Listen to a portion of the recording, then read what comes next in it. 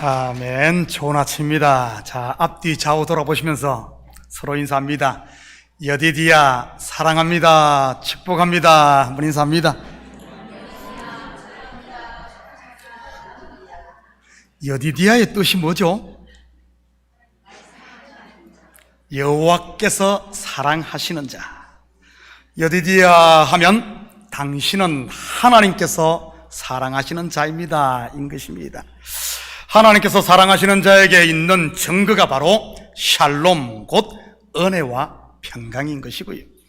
우리는 지난주 성도의 영적 무장에 대해 공부했습니다. 우리 복습 한번 하고 가도록 합니다. 먼저 성도가 싸워야 할 대상의 실체가 누구라고 했습니까? 혈과 육이 아닌 공중 권세를 잡은 마귀입니다. 마귀가 쓰는 주 무기는요, 거짓말인 것이고요.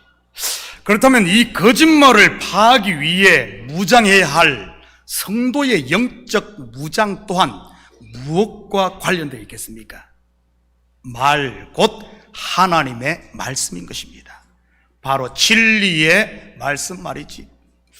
그래서 성도의 싸움은 무엇이 진리이고 무엇이 거짓인가를 밝히는 진리 전쟁인 겁니다. 이 진리가 저와 여러분을 사단의 거짓으로 말미암아 온 죄와 사망의 권세로부터 자유케 하는 것이고요. 요한복음 9장 31절 32절입니다. 그러므로 예수께서 자기를 믿는 유대인들에게 이르시되 너희가 내 말에 거하면 참으로 내 제자가 되고 진리를 알지니 진리가 너희를 자유롭게 하리라. 아직도 거짓에 속아 바깥 어두운 데서 울며 일을 가는 분들이 있습니까? 이 시간 육체의 욕심에 매인 나라는 옛사람을 십자가에 못 박음으로 부활의 새 아침을 맞을 수 있기를 축복합니다. 사실 성도는 매일 자기 부인을 통해 부활의 새 아침을 맞는 그런 사람들입니다. 그런 삶을 사는 것을 부활신앙이라고 하는 것이고요. 사도 바울이 고백한 나는 날마다 죽노라는 의미가 바로 나는 날마다 부활하노라, 나는 날마다 거듭나노라, 나는 날마다 새롭게 사노라, 이런 말인 것이지. 왜냐하면 예수와 함께 십자가에 못 박혀 죽은 사람이 그리스도와 함께 부활하는 것이니까요. 자기가 죽지 않고 살아있는 사람에게 부활은 먼 나라, 이웃 나라 이야기에 불과한 겁니다. 저는 우리 식구들이 하나님의 말씀을 자린고비가 생선을 새끼줄에 매달아 놓고 쳐다보는 식으로 제발 먹지 마시고 아멘으로 받아 소가 여물을 되새김질 하듯 꼭꼭 씹고 실천해서 먹을 수 있기를 축복합니다. 씹고 또 씹어 그 속에 있는 하나님의 사랑을 발견하고 그 품에 나를 맡기는 게 신앙생활인 겁니다. 그럴 때 참된 안식이 나에게 주어지고 주인의 즐거움에 나도 함께 참여할 수 있는 것이니까요. 사도 바울은 성도의 영적 무장에 대해 허리와 가슴, 손과 발, 머리와 입 등 6 지체를 무장하라고 합니다. 그리고 마지막 7번째가 성령 안에서 모든 기도와 간구를 하라고 하고 결국 7, 즉 7로 완성을 하는 무장인 겁니다. 먼저 힘의 근원이 되는 허리에 거짓이 아닌 진리의 허리띠를 띠라고 합니다. 무슨 말일까요? 내 속에서 난 육신의 생각, 즉 시기와 질투, 욕심과 탐욕이 아닌 하나님으로부터 온 은혜가 나의 힘의 근원이 되어야 한다는 말입니다. 복음의 빚진 자, 사랑의 빚진 자, 이런 마음 말이지. 이처럼 진리로 허리띠를 띤 성도의 입에서는 항상 감사와 찬양이 나오게 되는 것이고요. 가슴은 의의 호심경을 붙이라고 하나요? 성도의 심장은 율법에서 난 자기 의에 뜨거워지는 것이 아니라 하나님의 의, 곧 그분의 은혜에 감격하고 뜨거워져야 하는 것입니다. 그래야 선악과를 먹으면 하나님처럼 된다는 이 사단의 거짓말에 속지 않는 것이지. 사단은 지금도 같은 거짓말로 우리의 가슴에 불을 지피려고 합니다. 네가 최고야. 너 없으면 교회 문 닫아. 네가 총대를 매. 너는 순교자야. 하면서 우리 속에 불을 지피려고 하지. 마태복음 16장 22절에서 24절입니다. 베드로가 예수를 붙들고 항변하여 이르되 주여 그리마옵소서. 이 일이 결코 죽게 미치지 아니하리이다. 예수께서 돌이키시며 베드로에게 이르시되 사탄아 내 뒤로 물러가라.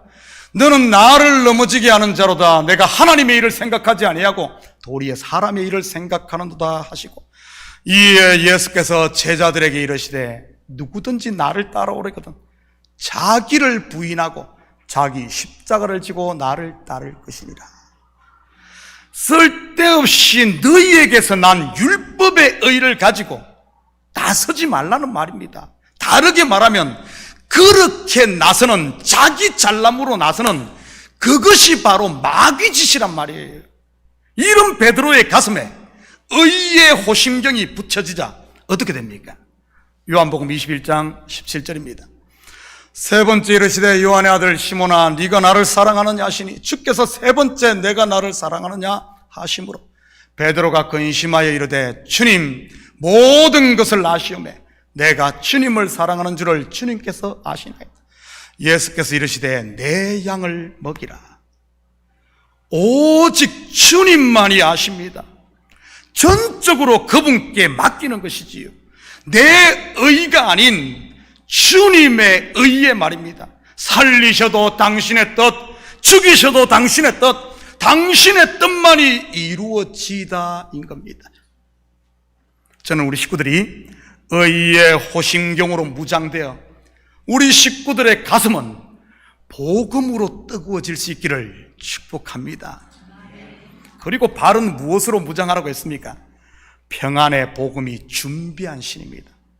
여러분, 성도들이 가는 곳에는 평안, 평강이 전해져야지, 성도들이 가는 곳에 분열과 다툼, 분쟁이 전해진다면 어떻게 되겠어요? 남의 허물을 봤습니까? 제발 여러분의 신에서 신을 벗으시기를 축복합니다. 여러분, 그럴 때는 골방에 들어가 기도해야 하는 겁니다. 동네방네 돌아다니다 보면 노아의 아들 함처럼 될 수 있으니까요. 함 결국 어떻게 되던가요? 홍수에서 구원받은 은혜로 구원받았지만 다시 율법으로 돌아가 저주 아래에 종로로 타게 되지 않던가요? 그리고 손에는 행위가 아닌 믿음의 방패, 즉 그리스도가 나의 방패요 피난처가 되어야 하는 것입니다. 그렇지 않으면 죽도록 일해놓고 결국 내가 열받고 우라통이 터져 스스로 다 허물어버리니까요.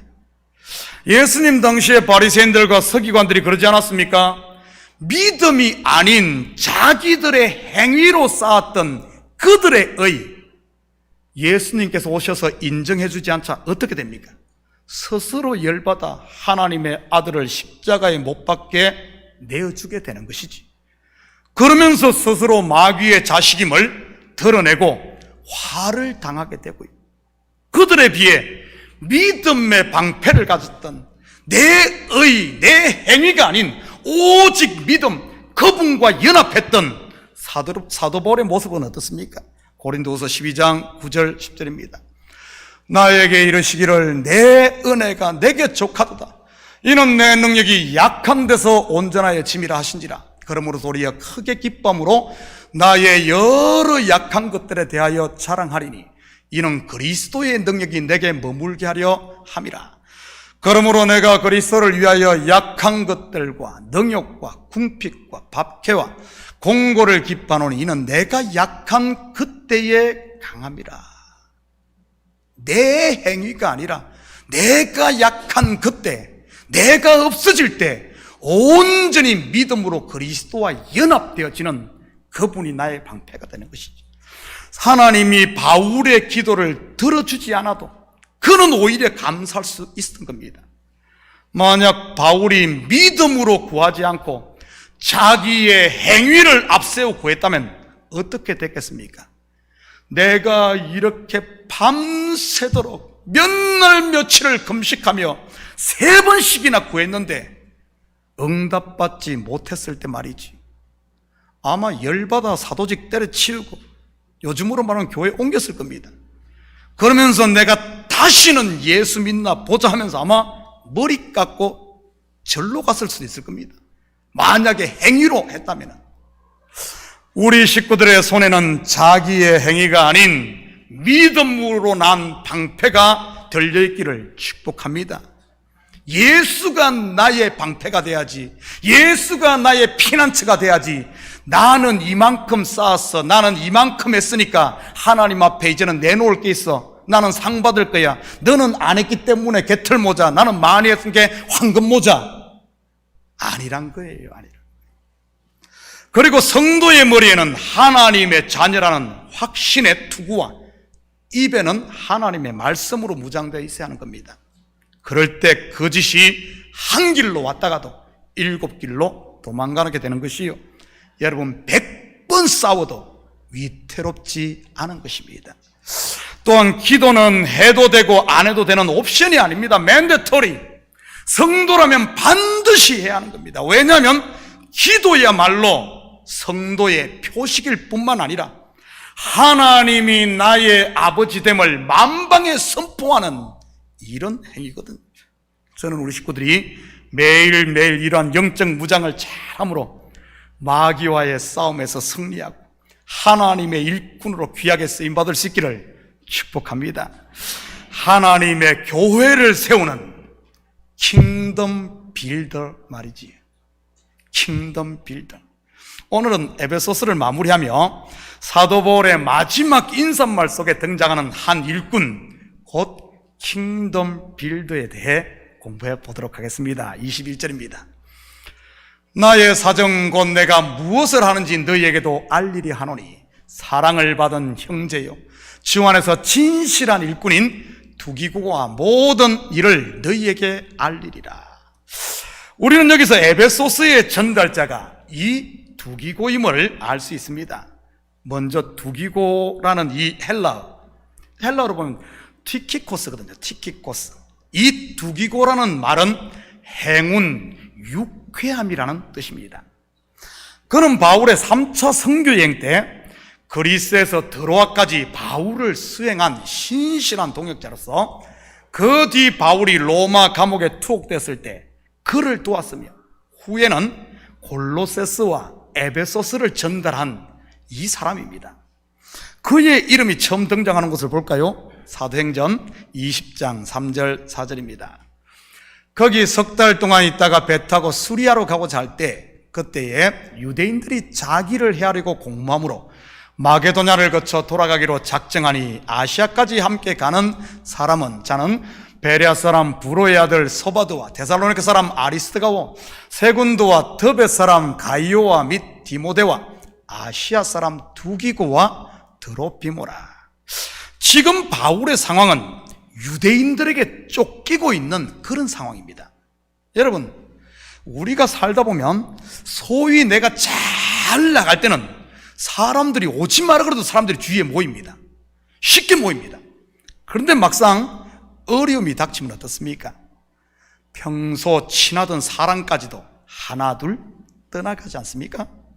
그래서 진정한 친구는 어려울 때 함께 해주는 친구다라는 말까지 있고요.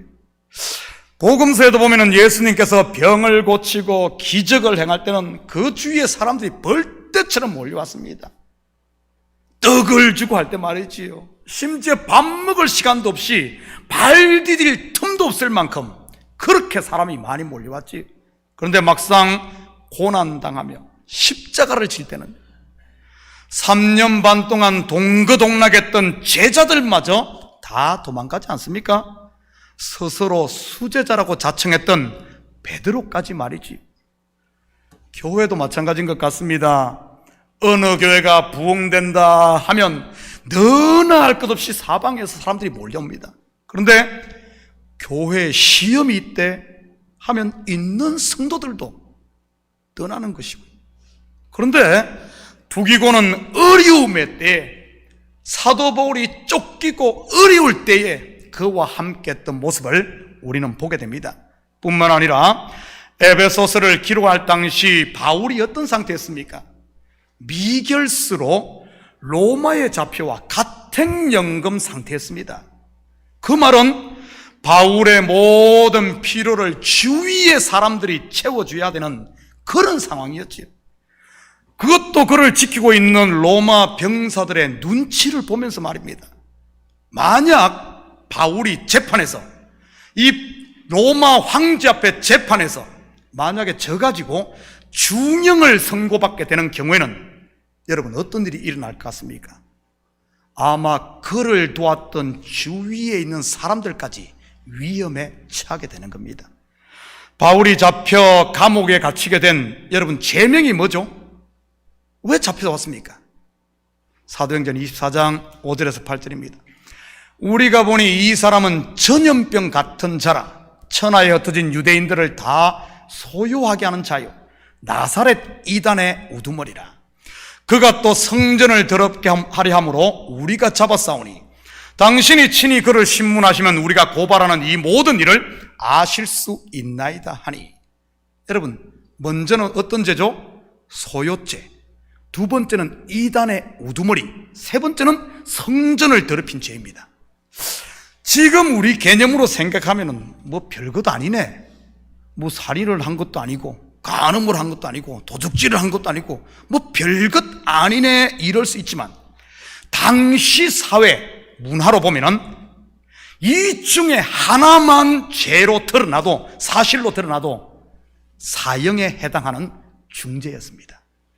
당시 로마인들이 가장 중하게 다뤘던 죄 중에 하나가 이 사람들을 선동하는 소요죄였습니다. 왜냐하면 로마는 많은 나라들을 정복해 지배하고 있었기에 소요를 일으키는 것은 자칫 반란으로 번질 수 있기 때문입니다. 여러분, 예수님의 제목 중 하나도 이 소요, 곧 반란죄 아니었습니까? 로마는 이런 반란을 일으키는 이 죄수들을 가장 당시 극형인 십자가형을 언도했습니다. 이단이나 성전을 더럽힌 죄 또한 종교재판으로 넘겨지면 바로 화형에 치어질 만큼 중형이었지요. 특히 이러한 종교와 관련된 재판은 로마가 지배하고 있는 나라들을 달래기 위해 정책적으로 그 나라 종교에 그 자치권을 넘겼습니다. 만약 로마 황제가 바울을 유대인들에게 넘겨버리면 그는 바로 처형되는 겁니다. 그리고 이단으로 판정되면 그만 처형당할까요? 아닙니다. 그와 접촉했던 모든 사람이 같이 위험에 처하게 되는 겁니다. 두기고가 감옥에 있는 바울을 시중들었다는 말은 그와 목숨을 함께 했다는 이런 말입니다. 죽으면 같이 죽고 살면 같이 살고 말이지. 이것이 바로 진정한 형제요, 동지요, 하나님의 일꾼의 자세 아니겠습니까? 그리고 본절에서 우리는 바울이 두기고에게 붙인 두 가지 수식어를 발견하게 됩니다. 바로 사랑받는 형제요, 진실한 일꾼 말이지. 골로새서 4장 7절입니다. 두기고가 내 사정을 다 너에게 알려주리니 그런 사랑받는 형제, 진실한 일꾼이요, 주 안에서 함께 종이 된 자니라. 여기에서도 우리는 두기고에게 바울이 같은 수식어를 붙이는 것을 보게 됩니다. 사랑받는 형제요, 진실한 일꾼. 저는 여기에 계신 우리 식구들 또한 하나님의 사랑받는 자임을 믿어 의심치 않습니다. 그것이 바로 여디디아의 복 아닙니까? 하나님께서 올해 우리 교회에 부으시는 복 말이지. 혹시 지금까지 사랑받지 못했던 분들이 있으시면 이 시간 마음의 문을 열고 하나님이 부으시는 사랑을 충만하게 받을 수 있기를 축복합니다. 저와 여러분을 향한 하나님의 사랑은, 그분의 가슴은 언제나 열려 있으니까요. 그리고 그는 진실한 일꾼이었습니다. 여기서 진실하다는 말이 갖는 의미가 뭐겠습니까? 진실하다. 나의 사정 곧 내가 무엇을 하는지 너희에게도 알리리 하노니 모든 것을 너희에게 알리리라. 뭐죠? 여기서 말하는 진실은 바울이 전하고자 하는 것을 그대로 전달해 줄 수 있는 일꾼이라는 말입니다. 중간에 변질시키지 않고 말이지. 예를 들어 A를 보내면 저기서 A를 받는다는 말입니다. 여기서 B를 보내면 그대로 B가 전달된다는 말이지. 그런데 진실하지 못한 사람이 전달을 하면 여기서 A를 보내면 저기서는 A 플러스나 심지어는 C로 받을 수 있는 겁니다. 전달하는 사람이 중간에 자기의 생각을 보탬으로 말이지. 그래서 하나님의 일꾼에게 이 진실함은 그 어떤 덕목보다 중요한 겁니다. 저도 목회를 하면서 이런 분들로 인해 곤란을 겪은 적이 여러 번 있었습니다. 전달 과정에 자기의 생각을 보탬으로 본 취지와는 전혀 다르게 전달되어 오해하는 경우 말이지. 심지어 어떤 경우에는 의도적으로 앞뒤를 다 잘라버려 서로를 이간시킬 경우들까지 있었고요. 여러분, 거짓 선지자와 이단이 어떻게 해서 되는 것입니까? 바로 이 진실을 왜곡시키기 때문에 그런 겁니다. 하나님의 말씀을 맡았으면 그것을 그대로 전달해야 하는데 거기에다 자기의 생각을 더하거나 빼버리고, 특히 교회 공동체에서 이 진실성은 굉장히 중요합니다. 사도 바울은 교회를 사람의 몸으로 비유를 했어요. 예를 들어 머리에서 어떤 지시를 내렸는데 그 지시가 중간에 막히거나 변질된다고 한번 생각해 보십시오. 내가 운전을 하고 가는데 눈이 위험을 감지하고 그 감지한 것을 뇌에 전달해 신경계를 따라서 오른손에게 오른쪽으로 핸들을 돌리라고 했는데 그 중간에 이것이 뭐가 잘못됐어. 오른쪽으로 돌려야 할 핸들이 왼쪽으로 돌아가면 어떻게 되겠습니까? 바로 사고 나는 것이지. 교회도 마찬가지입니다. 성도들을 향한 목사의 마음이 뭐겠습니까? 성도들 잘 되는 것 아니겠어요? 하나님께 복을 받고 잘 되고 하나님께 주신 하나님 나라를 누리며 궁극적으로는 하나님의 자녀로 완성되어 천국을 소유하는 것 아니겠습니까? 그런데 이러한 목사의 마음이 진실되지 못한 일꾼으로 인해 중간에 변질되면 어떻게 되겠습니까? 바로 시험이 들고 분열과 다툼이 일어나는 것입니다. 그런데 두기고는 바울의 사정을 그대로 전달하는 진실한 일꾼이죠. 바울의 마음이 그대로 전달되는, 우리를 향한 하나님의 사랑이 우리의 손과 우리를 통해 그리스도의 편지로 보여지는 이런 사람이었습니다. 그러기에 바울이 에베소스와 골로새서를 그의 손에 맡겨 전달했던 것이고요. 저는 우리 식구들이 하나님의 복음을 맡은 자로, 그리고 우리 한 명 한 명 계직들, 직분을 맡은 자로 진실한 일꾼들이 다 되시기를 축복합니다. 특별히 리더의 직분을 맡은 분들은 더더욱 말이지요. 딴 살림 차려 자기 목회하려고 하지 마시고요. 참교회는 그리스도를 머리로 한 하나의 공동체로 부름받은 것입니다. 비록 여기 있는 목사가 부족한 점이 있다 할지라도 교회의 머리신 그리스도로부터 말씀과 하나님의 뜻을 전달받아 우리 부장단이라든지 아니면 목장 리더라든지 교회 리더들에게 전달하면 그것이 가감없이 성도들에게 전달될 때 우리 교회 공동체가 하나로 건강한 교회가 되는 것입니다. 중간에 변질돼 버리면은, 아니 여기서는 분명히 이렇게 했는데 저기서는 딴 이야기를 해버리면은 교회가 두 쪽, 세 쪽이 나고 마는 것이지. 여러분, 우리 몸의 지체가 각각 따로 논다고 생각해 보십시오. 머리와 손과 발이 전달이 안 되고 따로 논다고 생각해 봐요. 얼마나 끔찍합니까? 저는 우리 교회의 모든 식구들이 두기고처럼 진실한 일꾼들이 되심으로 하나님이 주시는 복을 온 성도들이 한 명도 빠지지 않고 골고루 함께 누릴 수 있기를 축복합니다. 23절, 24절입니다. 아버지 하나님과 주 예수 그리스도로부터 평안과 믿음을 경한 사랑이 형제들에게 있을지어다. 우리 주 예수 그리스도를 변함없이 사랑하는 모든 자에게 은혜가 있을지어다.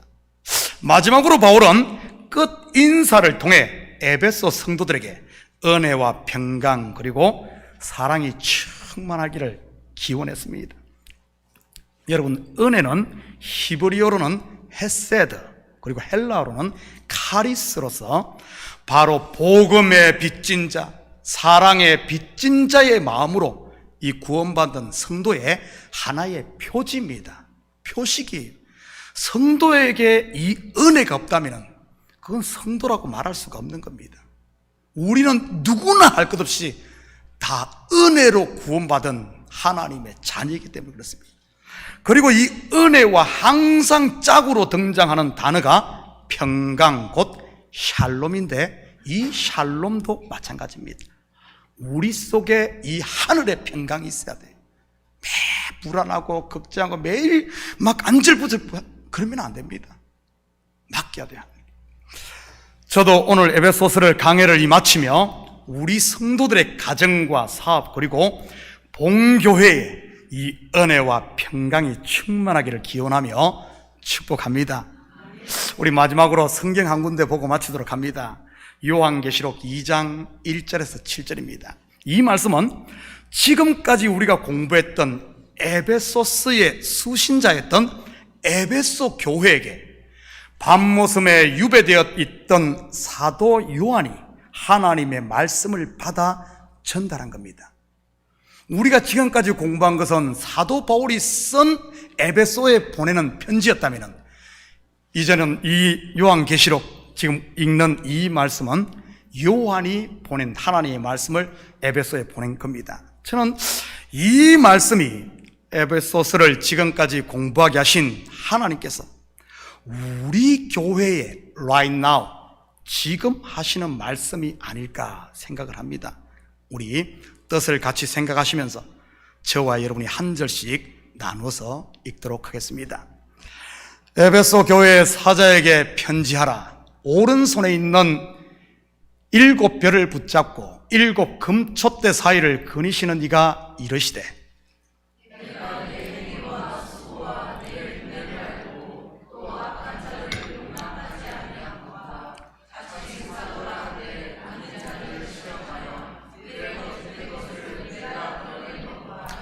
또 내가 참고 내 이름을 위하여 견디고 게으르지 아니한 것을 아노라.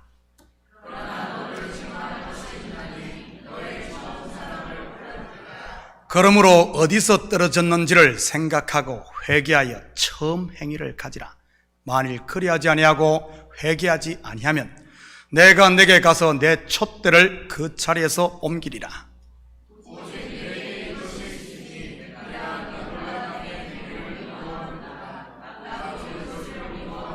함께 읽겠습니다. 귀 있는 자는 성령이 교회들에게 하시는 말씀을 들을지어다. 이기는 그에게는 내가 하나님의 나군에 있는 생명나무의 열매를 주어 먹게 하리라.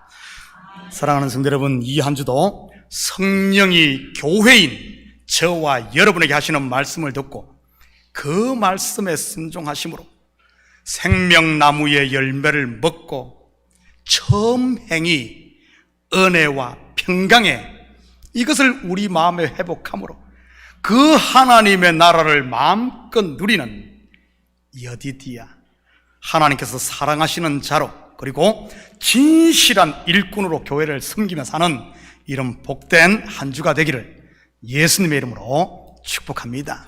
같이 기도하십시다. 사랑의 아버지 하나님, 참으로 감사를 드립니다. 우리를 충성되이 여겨 직분을 맡기신 하나님, 아버지 하나님, 우리가 처음 사랑, 그 은혜와 평강, 하나님의 사랑을 회복해 다시 한 번 더 우리 하나님께서 우리에게 맡긴 직분 끝까지 잘 감당하는 사랑받는 자, 진실한 둑이고 행운아 아버지나 하나님 복받은 자로 사는 우리 식구들 다 되게 도와주시옵소서. 감사드리며 예수님의 이름으로 기도드립니다. 아멘. 오늘 점심은 제가 내는 건 아니지만은 오늘 에베소서 책거리로 우리 맛있게들 점심 되시기 바랍니다. 우리 다 같이 자리에서 일어납니다. 찬송 586장 이 찬송 들으신 후에